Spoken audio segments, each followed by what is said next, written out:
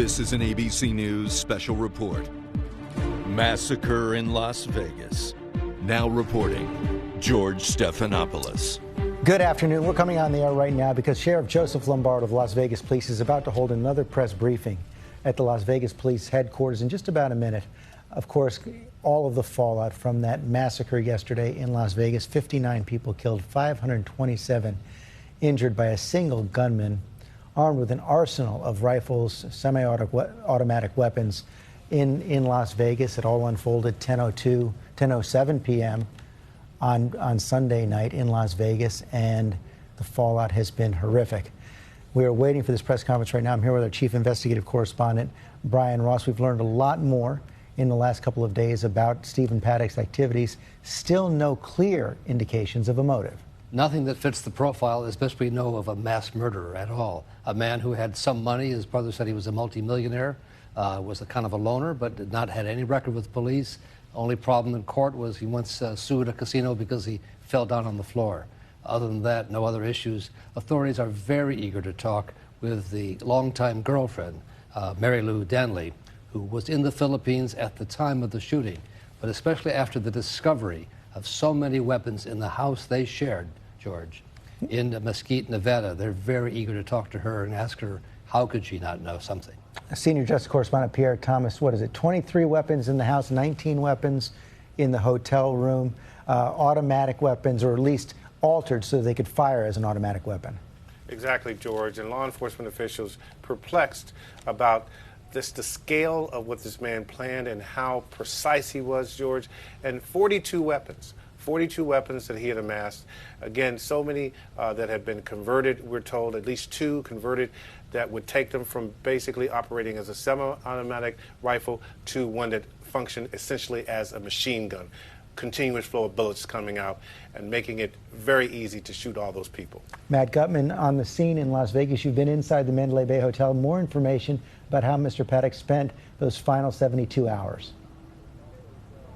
It seemed that he hunkered down in there, George, pretty extensively for those 48 hours. And in the aftermath, we've seen these new pictures of that suite from which he fired. He apparently punched through 2 holes and just exposed this entire concert venue to fire. And what's most startling about this is that those long guns that we've been talking to, the .762 caliber weapons, have a range of up to 1,000 yards, easily within range of this venue. But that crime, that attack, could not have been committed had he only been using handguns. They simply don't have the range. It's about 350 to 400 yards from his hotel window into that concert venue down below, George. Also had a tripod to stabilize the guns and remote camera set up in the room?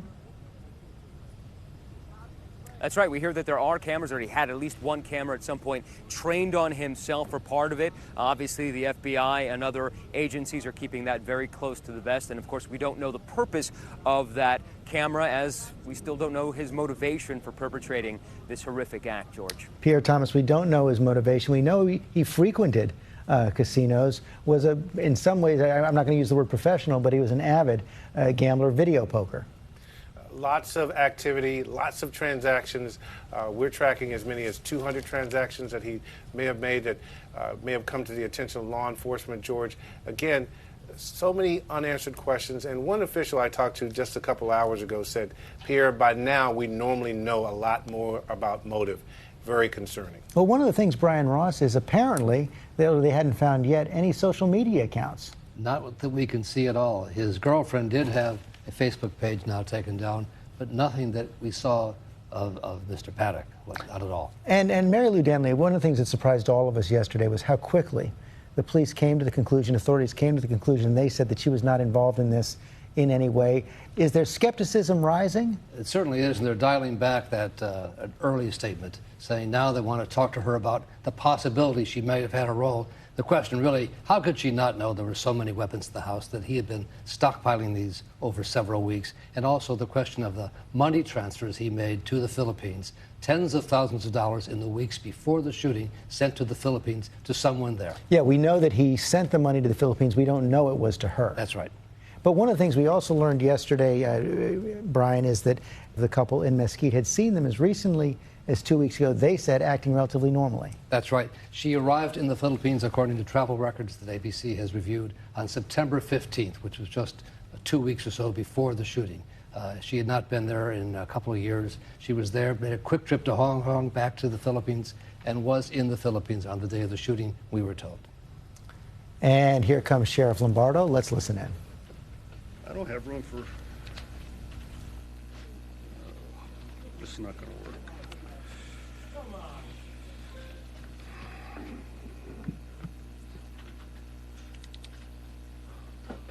You everybody in? Where's Ken? Oh, there he is.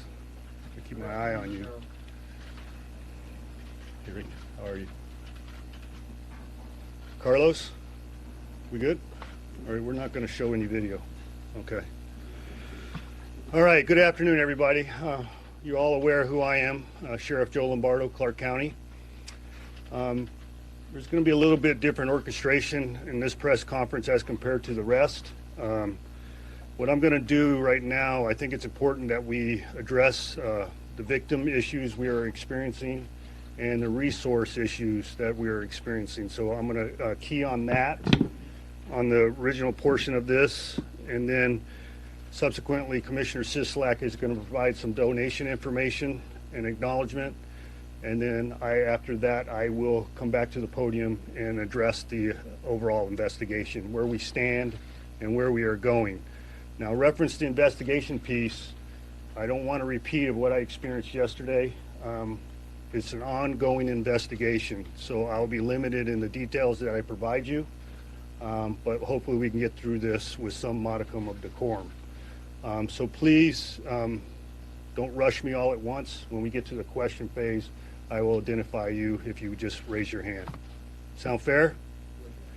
All right, we'll get through this. Okay, so as matter as formality, our department has worked through the night to identify all the victims of Sunday evening's mass shooting at the Route 91 Harvest Festival. We have identified all but 3 victims. We still have an active scene at the grounds near Mandalay Bay, so we ask anyone to stay away from that area until further notice. The FBI is working diligently to clear that scene. So the question is, the FBI versus us. We have partnered with the FBI, as I said from the very beginning of this, in the investigative phase. The FBI has brought a large amount of resources out of Washington, D.C. to assist us with that. So the reason why the Harvest Festival is still in continuation of investigation is not only solely related to the removal of the victims, but is also documentation of the scene. So we're using the best practice technology to ensure that we have complete documentation. That's why it's taking a longer period of time associated with this. So we ask for everybody's patience.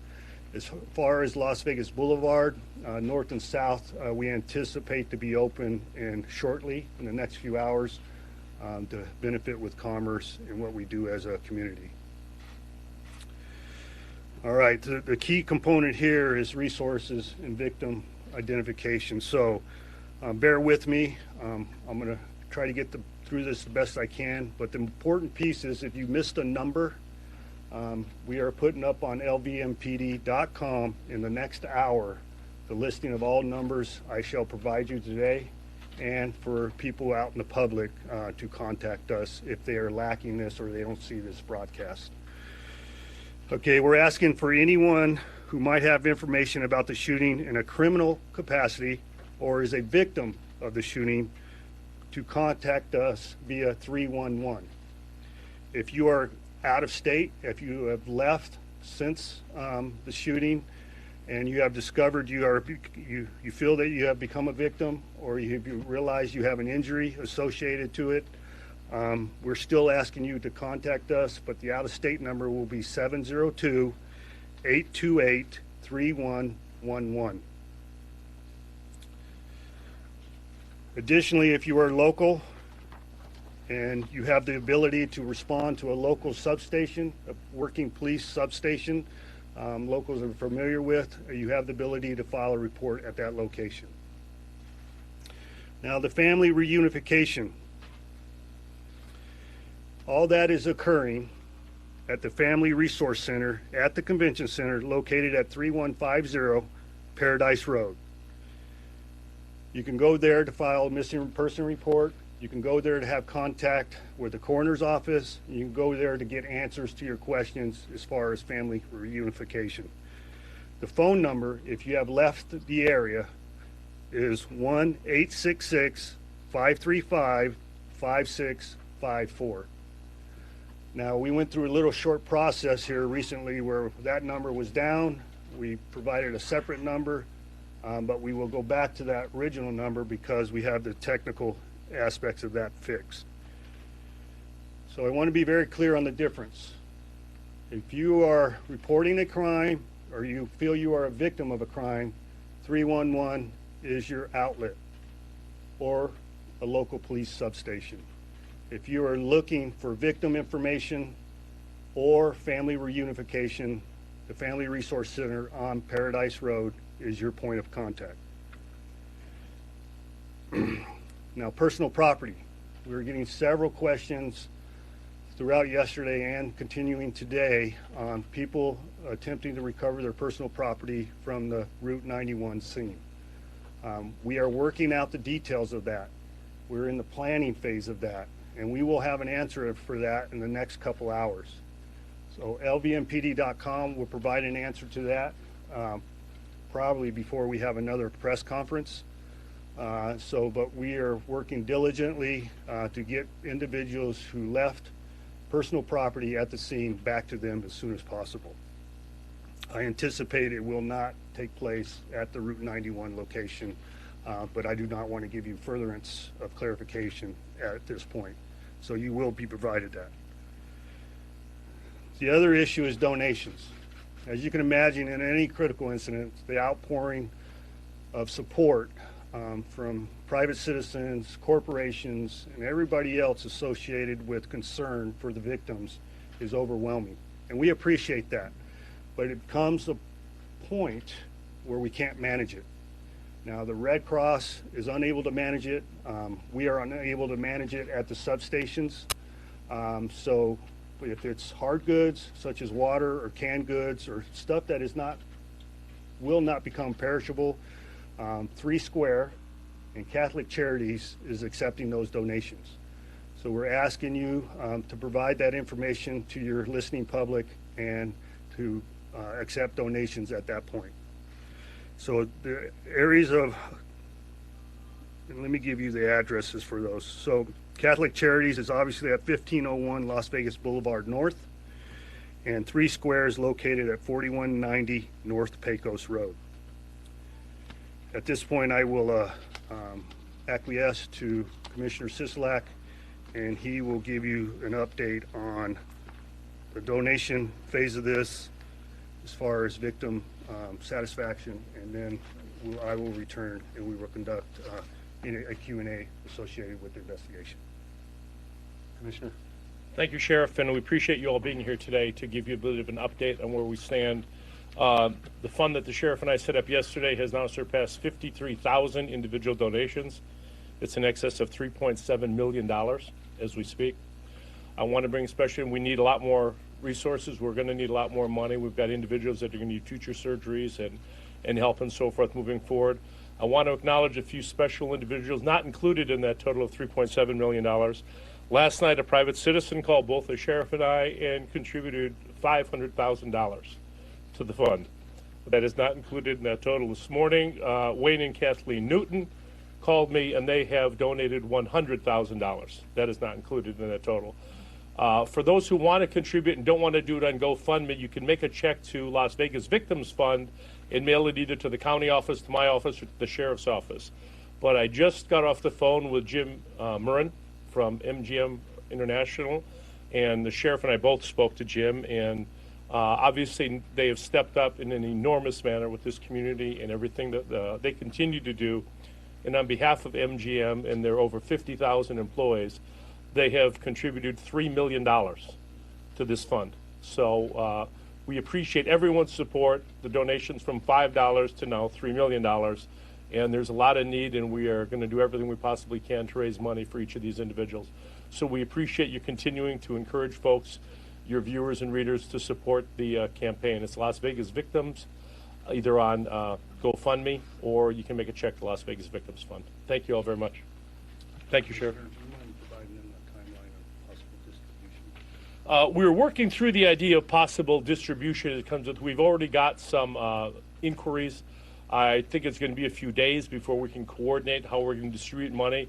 Right now, we're not looking at the minor property losses that some people have called on regarding, backpacks and shoes and phones. We're looking at more major expenses as it relates to, surgeries, medical expenses, funeral expenses, transportation, so forth.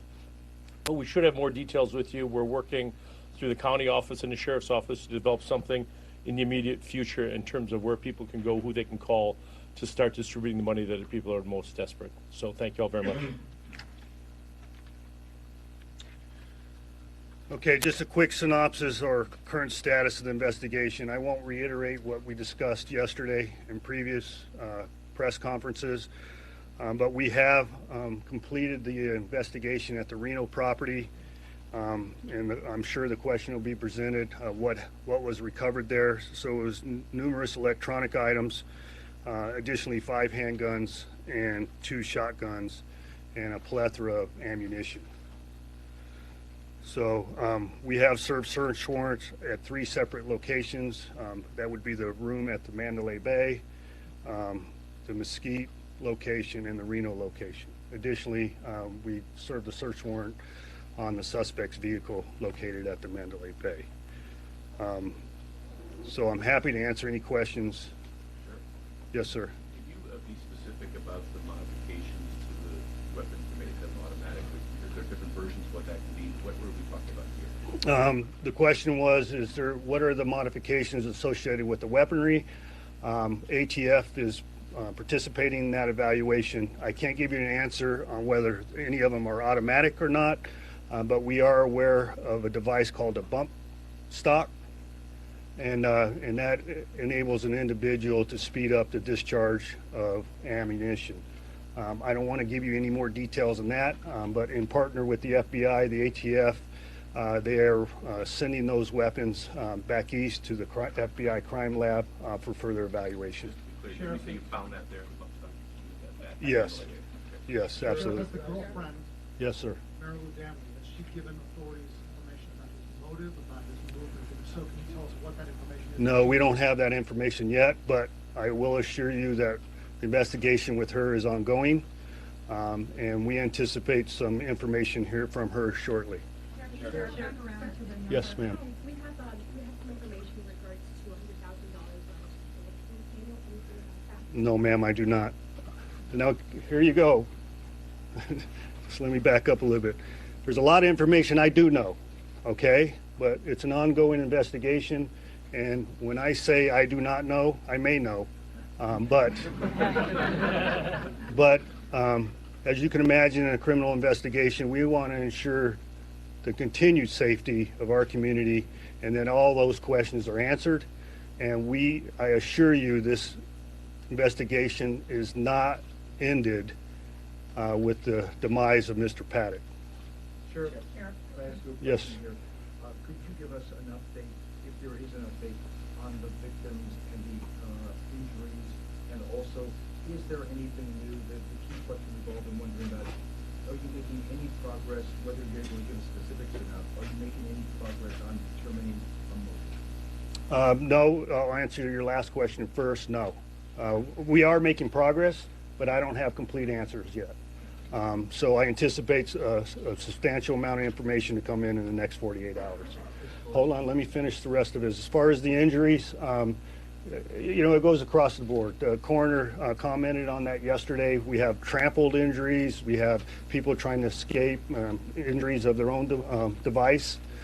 We have gunshot wounds. So if you're looking at total type of injuries associated with all their injuries and the people that died, it goes across the board. I can't give you a percentage associated with gunshot versus other types of injuries. Are the numbers, though, the general numbers, 59, 525, have those changed, or are they the same? We believe the injury number has decreased slightly. And when I say slightly, maybe 20, because we had a double count error occurring at one of the hospitals. But we're looking close and still in close proximity of the number I provided you.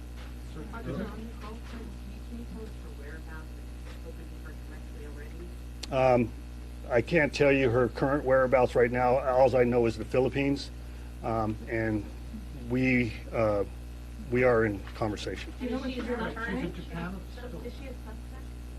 Currently, she's a person of interest. The girlfriend. Yes. Yes, ma'am. The Daily Mail has released photos that show the hotel room after the SWAT team entered, and it shows guns and ammunition inside. Many outlets are re-disseminating. Can you verify the legitimacy of these photos, and should any other outlets disseminate them? I can't verify whether they're legitimate or not. What I can tell you is I'm very troubled by it. We have an internal investigation occurring as we speak on how those photographs were obtained by the public forum. Sheriff, can you talk then to what was found inside that hotel room that the gunman used? Specifically, CBS News is reporting that there was a camera inside that room. Was the gunman recording? Was the gunman transmitting that video anywhere else? I'm not aware of any transmission, but there was cameras. There was cameras located outside of the room and inside of the room, along with the firearms. And he had set up how many cameras? I don't know what the specific numbers do, you know, Aaron? Well, I anticipate he was looking for anybody coming to take him into custody. So essentially, you have a recording of him carrying out this carnage? No, that's not essentially what I'm saying. That is being evaluated. The FBI took all digital and electronic evidence into custody, and we are evaluating. Sheriff, Yes, sir. Do we know if this man was targeting this particular event, or did he have in mind perhaps another music event that was going to be coming up in the Las Vegas area as a possible target? Have you developed any evidence? No, we haven't developed that yet. So I will provide you that information at a later date. To follow on that, there's a report that he may have intended to target the Life is Beautiful concert. We're unable to confirm that. The week before. We're unable to confirm that. Sir, I have a question. It's after 72 minutes that transpired. We're just trying to get clarity as to, once it's 72 minutes where the SWAT team spoke to the shooter to the hotel room, from when the shots were reported to the time when they entered the hotel room at the end of the day. Can you give us a little more specifics about What's the clarity?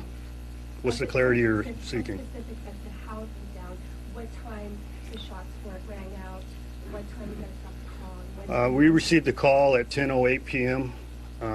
The best of our estimates and video review, he continued to fire at a progressive successive rate for approximately 9 minutes. As you can see by any video you see in the public space, it was hard to determine where they were coming from. Once it was evaluated, it was coming from the Mandalay Bay. As you can imagine how hard it would be to pinpoint the room from the outside. Officers subsequently teamed up, and moved over to the Mandalay Bay in order to locate and engage. But that was in conjunction with the Mandalay Bay security. Now, this is an opportunity for me to tell you something. The Mandalay Bay security was fantastic. I don't want anybody assuming that they are unsafe by, staying at one of our hotels. We would not have engaged this individual in the time lapse that we did without their assistance. We received information via their dispatch center or their operations center, their call center, from individuals staying within the Mandalay Bay that helped us locate where this individual was sequestered. Hold on, I want to finish her question. All right. And so subsequently, that takes time. As you can imagine, moving from the location of the event, deciding whether you're going to help victims evacuate or you're going to decide whether you're going to take charge and put an element together and go engage this individual. So we have a lot of bifurcation of responsibilities associated, especially in a dynamic event. I want to say kudos to those officers that got together and said, this is what we trained for, active shooter, we're putting an element together, let's go engage this individual and locate them. Okay? And that's what we did.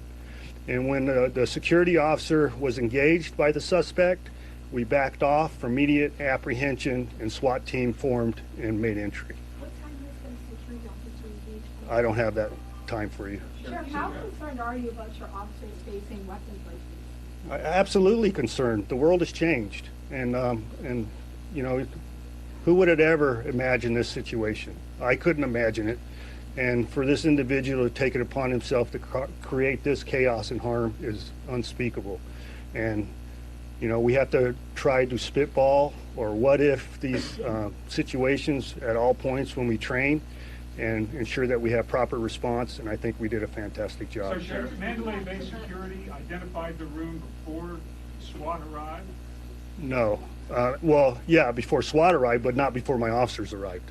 They were married or hand-to-hand with my officers when we made entry over to the hotel.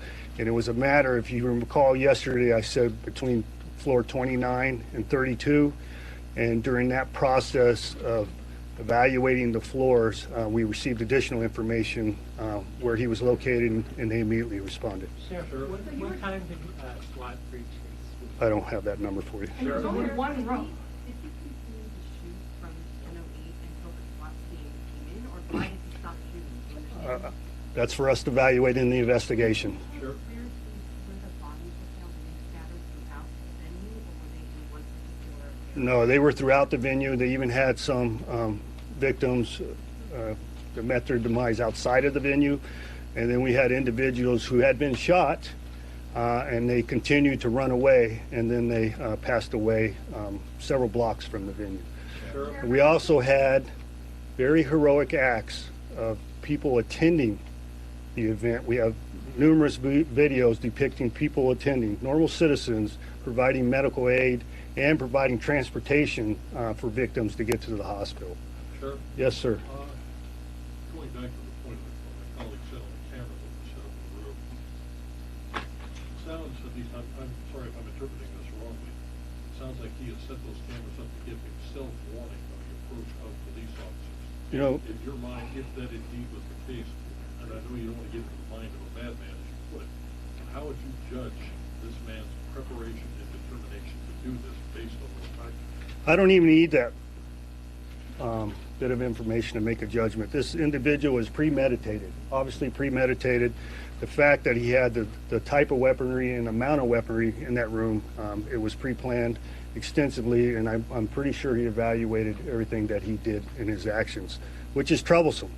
I was hoping, you know, I pray that in these situations that a citizen, because we can't be at all places at all times, that a citizen sees something, says something, and we act on that. Quite often what we experience in our line of work, a citizen thinks it's trivial, and they say, no, I don't want to bother the police. We ask you to bother the police, because those individuals, especially housekeeping type individuals, or any cab drivers, anybody in the public space that can assist us, we ask them to complain. Do you believe his girlfriend had any knowledge?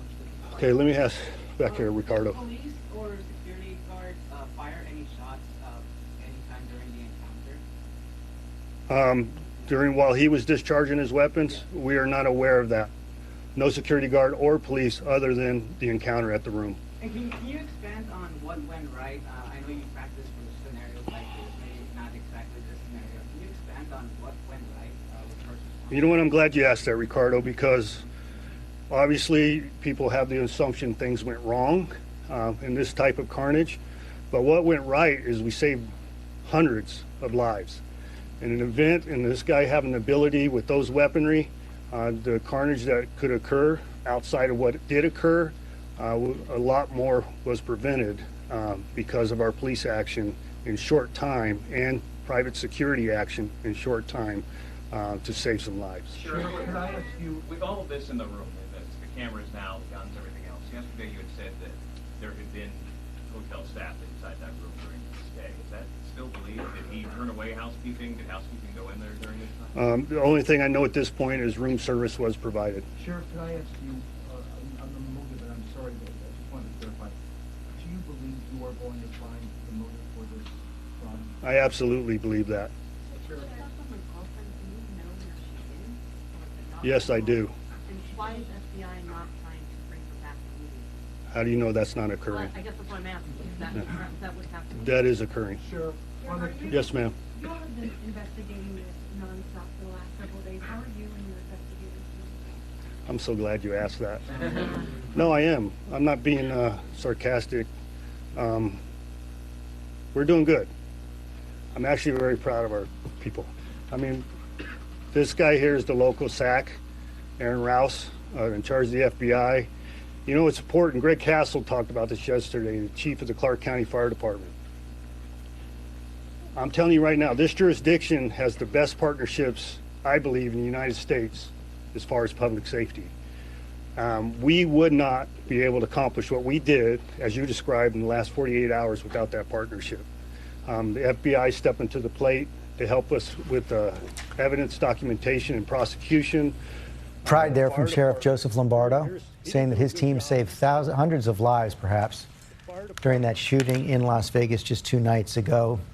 Also says he's frankly worried about his people, saying the world has changed. Some news there in the press conference as well. The sheriff saying that the injury count has gone down by about 20. There was some double counting at one of the hospitals. Also more on Stephen Paddock, the shooter, and the arsenal he carried. I want to bring in our senior justice correspondent, Pierre Thomas. And Pierre, a couple things there from the sheriff. Number one, he said he couldn't be sure that there were automatic weapons, but that Mr. Lombardo had those bump stocks, which can convert a semi-automatic weapon into an automatic weapon. Also confirmed there were cameras in that room.